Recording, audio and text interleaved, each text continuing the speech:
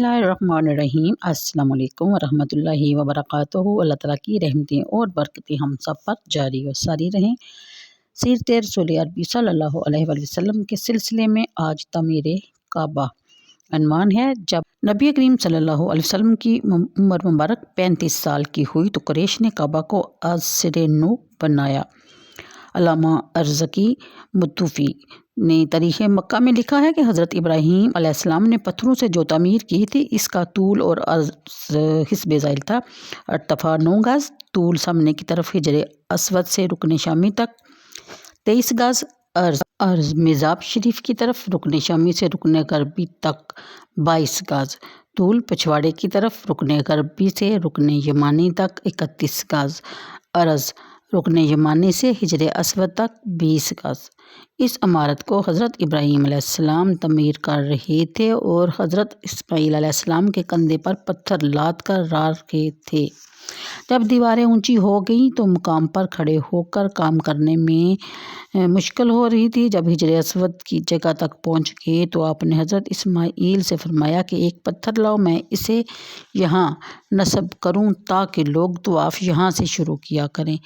حضرت اسماعیل علیہ السلام پتھر کی تلاش میں گئے تو حضرت جبرائیل علیہ السلام حجر اسود لے کر حاضر ہو گئے۔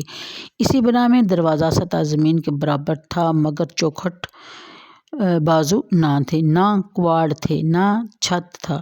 حضرت ابراہیم علیہ السلام کے بعد عمالقہ و جرہم و قصہ نے اپنے اپنے وقت میں اس عمارت کی تجدید کی۔ چونکہ عمارت نشیب میں واقع تھی، وادی مکہ کی روؤں کا پانی حرم شریف میں آ جاتا تھا۔ اس پانی کی روک کے لیے بالائی حصے پر بند بھی بنوا دیا گیا تھا، مگر وہ ٹوٹ جاتا تھا۔ اس دفعہ اس ایسے زور کی روح آئی کہ کعبہ کی دیواریں پھٹ گئی۔ اس لیے قریش نے پرانی عمارت کو ڈھا کر نئے سرے سے مضبوط و مسقف بنانے کا ارادہ کیا۔ حسن اتفاق یہ کہ ایک رومی تاجر بقول کا جہاز ساحل جدہ کے کنارے سے ٹکرا کر ٹوٹ گیا۔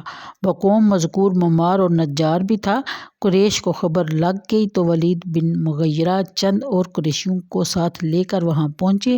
انہوں نے چھت کے لیے حجاز کے تختے مول لے لیے، یعنی خرید لیے، اور بقوم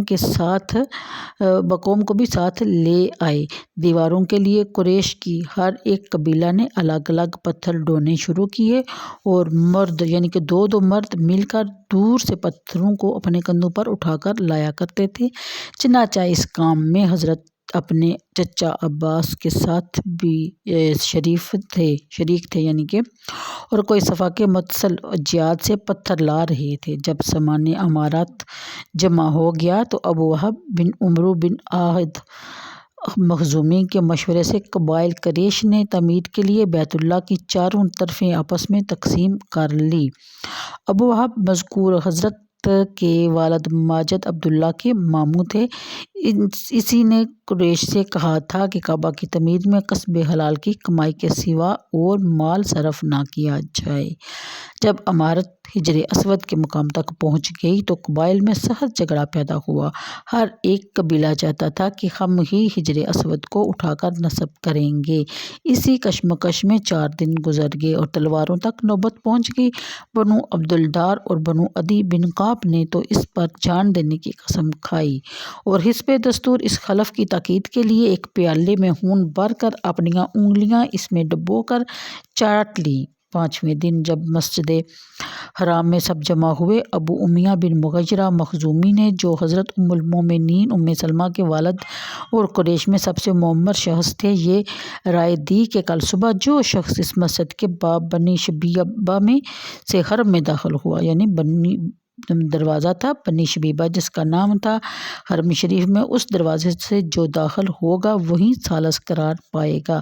سب نے اس رائے سے اتفاق کیا۔ دوسرے روز سب سے پہلے داخل ہونے والے ہمارے پیارے آقا دو جہاں نامدار صلی اللہ علیہ وآلہ وسلم تھے۔ دیکھتے ہی دیکھتے سب پکار اٹھے کہ یہی امین ہیں، ہم ان پر راضی ہیں۔ جب انہوں نے آپ سے یہ معاملہ ذکر کیا تو آپ نے ایک چادر بچھا کر اس میں حجر اسود کو رکھا، پھر فرمایا کہ ہر طرف والے ایک ایک سردار کو انتخاب کر لیں اور چاروں سردار چادر کے چاروں کونوں کو تھام لیں اور اوپر اٹھائیں۔ اس طرح جب وہ چادر مقام نصب کے برابر پہنچ گئی تو حضرت نے خود حجر اسود کو اپنے مبارک ہاتھوں سے اٹھا کر دیوار میں نصب فرما دیا۔ سبحان اللہ، سبحان اللہ۔ وہ سب خوش ہو گئے۔ قریش نے اس تعمیر میں بنسبت سابق کئی تبدیلیاں کر دی۔ بنائے خلیل میں ارتفاع 9 گز تھا، اب 18 گز ارتفاع کر کے عمارت مسقف کر دی گئی، مگر سامان تعمیر کے لیے نفقہ حلال کافی نہ ملا، اس لیے بنائے خلیل میں سے جانب غرب کا کچھ حصہ چھوڑ دیا گیا اور اس کے گرد 4 دیواریں کھینچ دی گئی کہ پھر موقع ملے گا تو کعبہ کے اندر لے لیں گے۔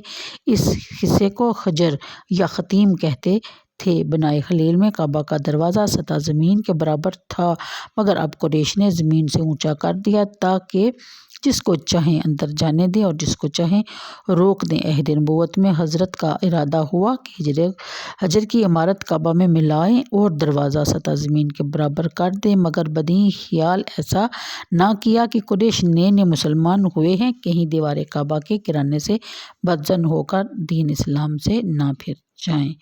یہاں ایک قول ہے حضرت ابن عباس رضی اللہ تعالیٰ عنہ کہ حجر کو خطیم نہیں کہنا چاہیے کیونکہ یہ نام ایام جاہلیت میں وضع ہوا تھا، جس کی وجہ سے یہ ایام میں جاہلیت میں وہاں باہم قسم کھایا کرتے تھے اور عقد حلف کی علامت یہ ہوا کرتی تھی کہ مہادین اپنا جوتا یا چابک یا کمان حجر کی طرف پھینک دیا کرتے تھے، اس واسطے حجر کو خطیم کہا کرتے تھے۔ بخاری شریف میں یہ موجود ہے۔